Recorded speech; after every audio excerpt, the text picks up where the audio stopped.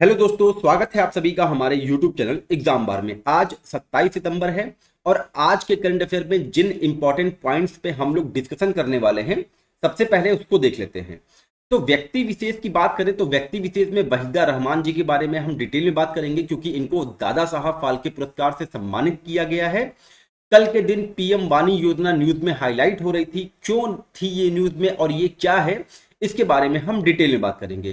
क्योंकि हम बता रखे हैं कि जो भी योजना जो पहले से चली आ रही है, अगर वो न्यूज में आती है तो वो आपके एग्जाम के लिए इंपॉर्टेंट हो जाता है। तो इसके बारे में हम डिस्कशन करेंगे। अब्राहम समझौता को हाल ही में 3 वर्ष पूरे हो गए हैं। तो अब्राहम समझौता क्या है, ये किन देशों से रिलेटेड है, इसके बारे में हम डिटेल में बात करेंगे। साथ ही 5 आइज अलायंस, इसमें कौन कौन से देश शामिल हैं और भारत और कनाडा को लेकर इसका स्टैंड क्या है, इसके बारे में हम डिटेल में बात करने वाले हैं। संयुक्त क्षमता निर्माण पहल क्या है, ये किसके द्वारा शुरू किया गया, इस पे हम चर्चा करेंगे। और अंत में 7 न्यायाधीशों की पीठ का गठन किस केस के लिए किया गया और ये किस आर्टिकल से रिलेटेड है। तो ये पॉलिटी के लिए आपके लिए बहुत इंपॉर्टेंट होगा, तो अंत में हम इसको देखेंगे, तो अंत तक जरूर बने रहिएगा। चलिए शुरुआत करते हैं आज के प्रश्न के साथ। हाल ही में चर्चा में रहे चांगयाचू नदी का संबंध निम्न में से किस राज्य से है। आपके ऑप्शन है Arunachal Pradesh, Manipur, Meghalaya, Sikkim. Recently in news Changyachu river is related to which of the following state. Arunachal Pradesh, Manipur, Meghalaya, Sikkim. अगर आपको इसका राइट आंसर पता हो तो आप कमेंट सेक्शन में जरूर मेंशन करें, क्योंकि ये नदी चर्चा में चल रही थी और ये इंपॉर्टेंट हो गई है आपके एग्जाम के लिए। अब आगे बात करते हैं वन लाइनर करंट अफेयर की।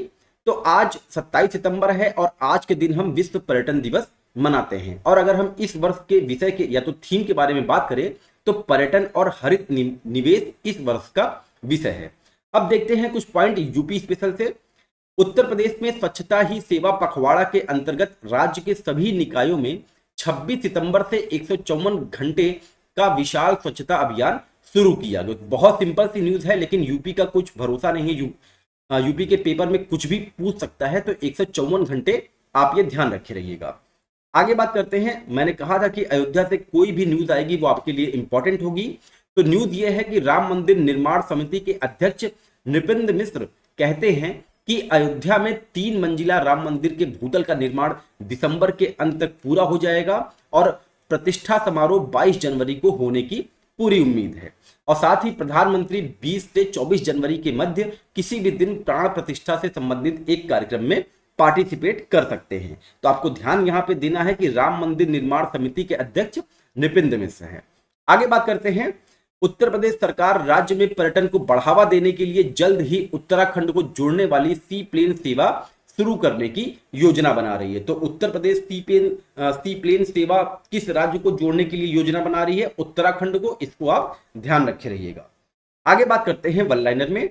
पहला पॉइंट है, चेन्नई के पास 100 एकड़ भूमि पर डिज्नी वर्ल्ड और यूनिवर्सल स्टूडियो के समान एक बड़ा मनोरंजन पार्क बनाने की योजना तमिलनाडु सरकार कर रही है। डिज्नी वर्ल्ड आप लोग जानते होंगे, जहां पे मनोरंजन के लिए बहुत से संसाधन होते हैं। जैसे एक तरीके से आप इसमें बोल दीजिए कि वाटर पार्क तो इंक्लूड रहता ही है, साथ में बहुत ढेर सारे झूले भी होते हैं और यूनिवर्सल स्टूडियो भी आप लोग देखे होंगे। तो एक ऐसा ही बड़ा पार्क चेन्नई में बनाने का योजना जो है तमिलनाडु सरकार कर रही है। आगे बात करें। आरबीआई ने मुंबई में द कपोल कोऑपरेटिव बैंक का लाइसेंस रद्द कर दिया है। भारत का पहला निजी क्षेत्र पीएसएलवी रॉकेट लॉन्च 2024 के मध्य होगा और एचएएल और एलएनटी ने वर्ष 2022 में 5 पीएसएलवी रॉकेट उत्पादन सौदे का जो टेंडर है वो प्राप्त किया था। तो आपको ध्यान देना है कि पहला निजी क्षेत्र का जो पीएसएलवी रॉकेट होगा वो 2024 के मध्य तक लॉन्च होगा। नेक्स्ट पॉइंट पे बात करें। पूर्व अधिकारी अमित खरे को सेवा विस्तार देकर प्रधानमंत्री नरेंद्र मोदी का सलाहकार बनाया गया है। आगे बात करते हैं। मत्स्य पालन, पशुपालन और डेयरी मंत्री पुरुषोत्तम रुपाला ने विशाखापत्तनम में आधुनिक समुद्री संग्रहालय का उद्घाटन किया है। इस संग्रहालय में 200 से अधिक किस्म की मछलियां और अन्य समुद्री उत्पाद संरक्षित हैं। तो समुद्री संग्रहालय का उद्घाटन कहां पे किया गया है? विशाखापट्टनम में। इसको आप ध्यान रखे रहिएगा। नेक्स्ट पॉइंट की बात करें। सिक्किम के मुख्यमंत्री पीएस तमांग ने मंगन जिले के चैटन लाचेन में Sikkim power development corporation limited द्वारा विकसित चैटन 2 जलसंधि संयंत्र। तो चैटन 2 जलसंधि संयंत्र का संबंध किस राज्य से है? सिक्किम से है। इसको आप ध्यान रखे रहिएगा, जिसका उद्घाटन मुख्यमंत्री पीएस तमांग ने किया है। 3 मेगावाट की क्षमता वाली चैटन 2 जल विद्युत परियोजना एक रन ऑफ द रिवर परियोजना है, जिसमें चांगयाचू नदी के पानी का उपयोग किया जाता है। तो ये यहां से आपका आंसर निकल के आएगा, जो कि आज का प्रश्न भी था। अब आगे बात करते हैं। राज्यसभा के उपसभापति हरिवंश 27 से 29 सितंबर तक दक्षिण अफ्रीका के जोहान्सबर्ग में 9वें ब्रिक्स संसदीय फोरम में भाग लेने वाले संसदीय प्रतिनिधित्व मंडल का नेतृत्व करेंगे। तो 9वां ब्रिक्स संसदीय फोरम, ब्रिक्स पार्लियामेंट फोरम का आयोजन कहां पे होगा? जोहान्सबर्ग में होगा। इसको आप ध्यान रखे रहिएगा। नेक्स्ट पॉइंट की बात करें। मारुति सुजुकी इंडिया और भारतीय नौसेना संयुक्त रूप से पूर्वोत्तर भारत के युवाओं के मध्य कैरियर के अवसरों के बारे में जागरूकता पैदा करने के उद्देश्य से खमनी मो सिक्किम आउटरीच कार्यक्रम की शुरुआत करेंगे। तो इंपॉर्टेंट है, मारुति सुजुकी और भारतीय नौसेना का यह संयुक्त पहल है खमनी मो सिक्किम। इसको आप ध्यान रखे रहिएगा। भारत सरकार ने संयुक्त अरब अमीरात को 75,000 टन गैर बासमती चावल, सफेद चावल के निर्यात को मंजूरी दे दी है। नेक्स्ट पॉइंट देखते हैं, इंपॉर्टेंट है, बहुत अच्छा फैक्ट है ये। WHO के अनुसार भारत में अनुमानित औसत दैनिक नमक सेवन, नमक का जो हम लोग नमक खाते हैं, वो औसत की बात करें तो 8 ग्राम है, और पुरुषों के लिए 8.9 ग्राम प्रतिदिन और महिलाओं के लिए 7.1 ग्राम प्रतिदिन। जबकि वैश्विक स्वास्थ्य संगठन की प्रतिदिन जो एक मतलब कि वो है मानक है, वो 5 ग्राम तक सीमित है। तो इसको आप ध्यान रखिएगा। WHO का वैश्विक स्वास्थ्य, WHO का जो मानक है नमक खाने का, वो 5 ग्राम है, और भारत में जो अनुमानित औसत दैनिक नमक सेवन है वो 8 ग्राम है। अगर पुरुषों के बारे में पूछे तो 8.9 ग्राम, और महिलाओं के बारे में पूछे तो 7.1 ग्राम प्रतिदिन नमक लेते हैं। आगे बात करें एशियाई खेलों की, तो हांगजो में जो एशियाई खेल हो रहा है, घुड़सवारी ड्रेसेज टीम स्पर्धा में भारत ने ऐतिहासिक स्वर्ण पदक जीता है, जो कि 41 साल बाद आया है। तो बहुत इंपॉर्टेंट होगा। और एशियाई खेलों के लिए एक मैं अलग PDF तैयार कर रहा हूं, तो जैसे ही ये खेल समाप्त होगा उसको लेके आपको एक नोट प्रोवाइड करवा दिया जाएगा। अब आगे बात करते हैं नेक्स्ट पॉइंट की। इलेक्ट्रॉनिक्स और सूचना प्रौद्योगिकी राज्य मंत्री श्री राजीव शेखर ने विश्व बैंक द्वारा आयोजित एक वर्चुअल सम्मेलन में पार्टिसिपेट किया, जिसे दक्षिण दक्षिण ज्ञान साझाकरण श्रृंखला के रूप में जाना जाता है। तो इंपॉर्टेंट फैक्ट्स आपको यहां से ये निकालना है। तो दक्षिण दक्षिण ज्ञान साझाकरण श्रृंखला का आयोजन किसके द्वारा कराया गया? विश्व बैंक के द्वारा कराया गया। इसको आप ध्यान रखे रहिएगा। यह कार्यक्रम भारत के डिजिटल पब्लिक इंफ्रास्ट्रक्चर और अफ्रीकी देशों के लिए विशेष रूप से इस वर्ष शिखर सम्मेलन की भारत की अध्यक्षता के दौरान G20 में अफ्रीकी संघ को शामिल करने के प्रकाश में आया। एक प्रेरणादायक मॉडल के रूप में काम करने की भारत की क्षमता पर यह कार्यक्रम पूरा का पूरा केंद्रित था। अब आगे बात करते हैं डिटेल में, व्यक्ति विशेष में देखते हैं वहीदा रहमान जी के बारे में। तो न्यूज ये है कि केंद्रीय सूचना एवं प्रसारण मंत्री श्री अनुराग ठाकुर ने सुप्रसिद्ध अभिनेत्री वहीदा रहमान को वर्ष 2021 के Dada Saheb Phalke life time achievement पुरस्कार से सम्मानित करने की घोषणा की है। तो आपको ध्यान ये देना है कि वर्ष 2021 के लिए वहीदा रहमान को दादा साहब फाल्के पुरस्कार दिया गया। आपको एग्जामिनर जो है वर्ष से भी कंफ्यूज कर सकता है। आगे बात करें, यह पुरस्कार 69वें राष्ट्रीय फिल्म पुरस्कार समारोह के दौरान प्रदान किया जाएगा। अब हम इनसे रिलेटेड अन्य पुरस्कारों के बारे में भी बात कर लेते हैं। तो इनकी एक पिक्चर थी गाइड और एक थी नीलकमल, जिसके लिए अपनी भूमिकाओं में इनको फिल्म फेयर का सर्वश्रेष्ठ अभिनेत्री का पुरस्कार दिया गया था।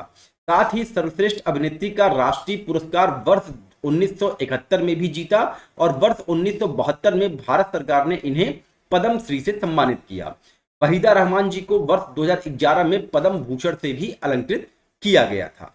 अब आगे बात करते हैं PM वाणी योजना के बारे में कि ये न्यूज में क्यों चल रही थी। तो न्यूज ये है कि PM वाणी योजना भारत में सार्वजनिक वाईफाई में क्रांति लाने के लिए बिल्कुल तैयार है, और PM वाणी भारत के डिजिटल सार्वजनिक बुनियादी ढांचे, डिजिटल पब्लिक इंफ्रास्ट्रक्चर के लिए एक संभावित गेम चेंजर हो सकता है।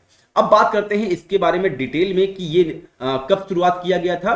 तो दिसंबर 2020 में दूरसंचार विभाग, आपको ये विभाग ध्यान देना है, दिसंबर 2020 में दूरसंचार विभाग द्वारा पीएम वाणी योजना को शुरू किया गया था, जिसका उद्देश्य देश भर में विशेषकर ग्रामीण क्षेत्रों में एक मजबूत डिजिटल संचार नेटवर्क स्थापित करने के लिए सार्वजनिक वाईफाई हॉटस्पॉट की पहुंच को बढ़ावा देना है। अब जब बात यहां पे डिजिटल सार्वजनिक बुनियादी ढांचे यानी कि डिजिटल पब्लिक इंफ्रास्ट्रक्चर की आ रही है, जिसे हम शॉर्ट फॉर्म में डीपीआई भी कहेंगे, तो उसके बारे में भी जान लेते हैं।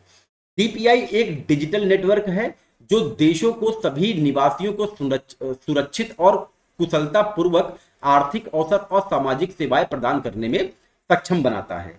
यानी कि लोगों को बैंक खाते खोलने और तेजी से और अधिक आसानी से मजबूती प्राप्त करने की अनुमति देता है। यह सरकारों को नागरिकों को अधिक तेजी से और कुशलता से सहायता प्रदान करने की अनुमति देता है। डीपीआई खासकर आपात स्थिति के दौरान यह उद्यमियों को दूर दूर तक ग्राहकों तक पहुंचाने में सक्षम बनाता है। मतलब कि इसका आप समझ ही गए होंगे ना कि जो हमारा नेटवर्क होता है, जैसे अभी कोरोना पीरियड आया था तो हम लोग यहाँ से बैठ के भी कुछ भी एक्टिविटी बैंक से रिलेटेड या तो अपने किसी बिजनेस से रिलेटेड वाईफाई के माध्यम से कर सकते हैं। तो पीएम वाणी जो है ये इसी से पूरा जो है पूरा रिलेटेड है। अब आगे बात करते हैं अब्राहम समझौते के बारे में कि ये न्यूज में क्यों था और ये क्या है। तो न्यूज ये है कि संयुक्त अरब अमीरात, बहरीन और इजराइल के बीच अब्राहम समझौते को पूरे 3 वर्ष हो गए हैं, इसलिए ये आपके एग्जाम के लिए इंपॉर्टेंट होता है।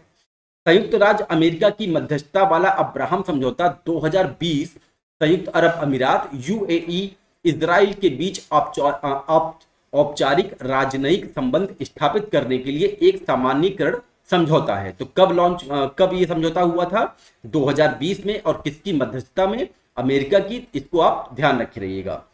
आगे बात करें, बहरीन, सूडान और मोरक्को भी इस समझौते में शामिल हुए और बदले में इजराइल ने कब्जे वाले वेस्ट बैंक के कुछ हिस्सों को अपने कब्जे में लेने की अपनी आकांक्षाओं पर रोक लगाने पर सहमति व्यक्त कर दी थी। आगे बात करते हैं, मिस्र, इजिप्ट और जॉर्डन के बाद संयुक्त अरब अमीरात इस समझौते के परिणाम स्वरूप इजराइल को मान्यता देने वाला तीसरा अरब देश बन गया था। आगे बात करें कि इससे भारत को प्रॉफिट क्या होने वाला है। अब्राहम समझौता भारत के लिए अरब देशों और इजराइल देशों दोनों के साथ घनिष्ठ संबंध बनाने के लिए सही परिस्थितियां बनाता है। अब्राहम समझौते का ही परिणाम था कि I2U2 का निर्माण देखा गया। इसके अतिरिक्त इसे अनौपचारिक रूप से पश्चिम एशियाई क्वाड और इंडो अब्राहमिक निर्माण के रूप में संदर्भित किया गया था। अब आगे बात करते हैं फाइव आइज अलायंस के बारे में कि ये न्यूज में क्यों हाईलाइट हो रही थी। तो न्यूज ये है कि कनाडा में एक अलगाववादी नेता की हत्या में भारत सरकार की संलिप्तता के आरोपों को लेकर हाल ही में भारत कनाडा गतिरोध ने फाइव आइज अलायंस की भूमिका पर ध्यान केंद्रित किया है। अब ये फाइव आइज अलायंस है क्या? तो फाइव आइज संयुक्त अरब अमीरात, America, United kingdom, Australia, Canada और न्यूजीलैंड के खुफिया साझाकरण गठबंधन को संदर्भित करता है। मतलब इसमें 5 देश हैं, यूएस, यूके, कनाडा, ऑस्ट्रेलिया और न्यूजीलैंड। इसकी स्थापना वर्ष 1941 में हुई थी। आगे बात करें कि इसकी उत्पत्ति होती कैसे है। तो इस गठबंधन की उत्पत्ति द्वितीय विश्व युद्ध में हुई, जब ब्रिटेन और अमेरिका ने जर्मन और जापानी कोड को सफलतापूर्वक तोड़ने के बाद खुफिया जानकारी साझा करने का फैसला किया था। इसकी शुरुआत ब्रिटेन यूएस समझौते के रूप में हुई, जिसे हम ब्रूसा कहते हैं, जो बाद में यूके यूएसए समझौते में विकसित हो गई, जिसमें 1949 में कनाडा और 1956 में न्यूजीलैंड और ऑस्ट्रेलिया भी शामिल हुए। तो ये तो पूरा था डिटेल फाइव आइज अलायंस के बारे में। अब आगे बात करते हैं संयुक्त क्षमता निर्माण पहल के बारे में कि ये क्या है। तो न्यूज ये है कि भारत और संयुक्त राष्ट्र यूएन ने दक्षिण विश्व के लिए संयुक्त क्षमता निर्माण अभियान की शुरुआत की है। इसका उद्देश्य भारत के विकास के अनुभव, सर्वोत्तम प्रक्रिया और विशेषज्ञता को दक्षिण विश्व के देशों के साथ साझा करना है। तो इसको आप ध्यान देना है कि इसका उद्देश्य क्या है। इसका उद्देश्य है भारत के विकास के अनुभव, सर्वोत्तम प्रक्रिया और विशेषज्ञता को दक्षिणी विश्व में साझा करना। इस अभियान की घोषणा न्यूयॉर्क में भारत संयुक्त राष्ट्र दक्षिण विश्व कार्यक्रम में की गई। भारत संयुक्त राष्ट्र अभियान पहले से चल रहे भारत संयुक्त राष्ट्र विकास भागीदारी कोष से जुड़ेगा।